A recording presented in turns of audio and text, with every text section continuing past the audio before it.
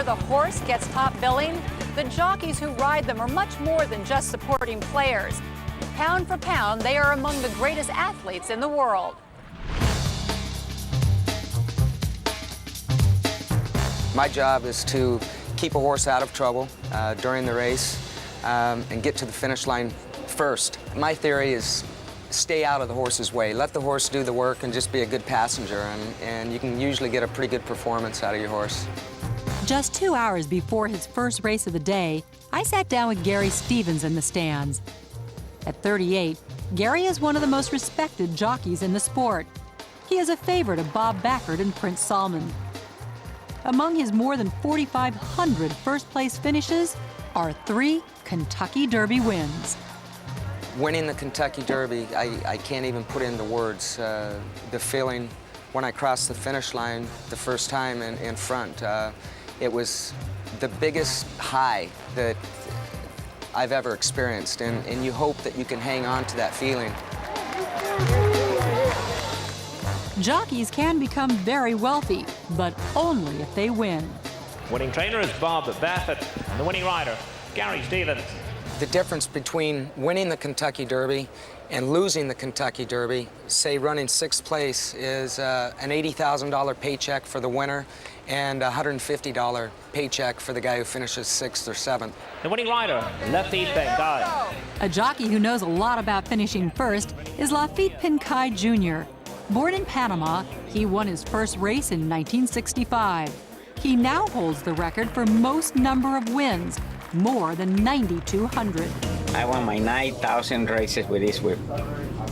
Even at 54 years old, Pincay has the physique of a much younger athlete. I think it's just the way I was born, you know. I have a lot of muscle. I've been this way ever since I was a little kid. Few people realize how much strength a jockey needs to stay on a thoroughbred.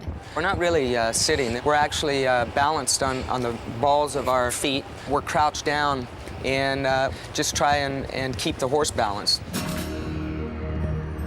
In close races, jockeys are pummeled by flying clumps of dirt they call kickback. Sometimes it's like getting hit by a 80-mile-an-hour fastball, big clod coming back, and you're running at 40 miles an hour. So it stings when it hits you, and sometimes the horses don't react to that too well.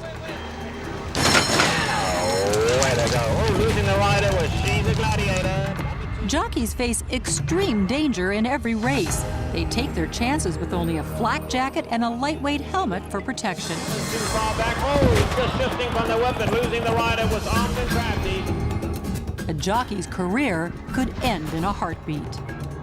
Gin Running looking for a run on the inside. Oh, going down there was Gin Running went down. Gin Running went down, coming towards the 8th pole.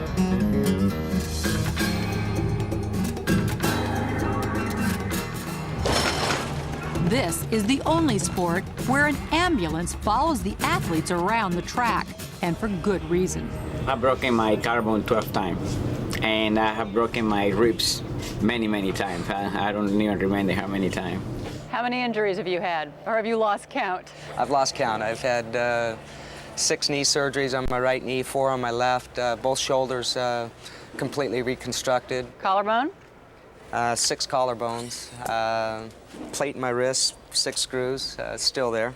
Herself, the last 3 years, she's got... Gary Stevens suffered from so much knee pain that in 1999 he put himself on the shelf and retired from the sport.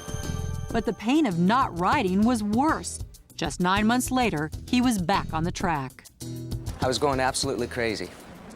It's what I love to do. It's in my blood. I feel that I was too young to retire and still have a lot of wins left in me and a lot of good races.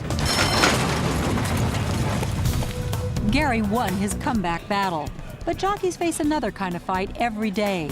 They have to weigh in before and after every race. Some jockeys have been known to go to extremes to thin down. How much do you weigh?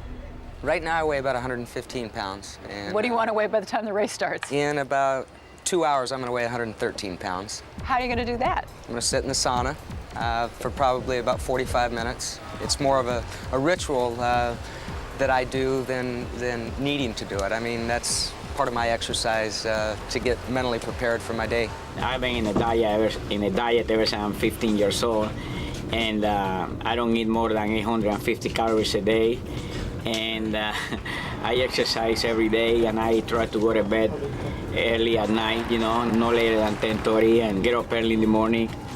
Lunch is little more than a few cornflakes. This is cereal with a little piece of protein bar. And I already ate some, you know, but this is what I left.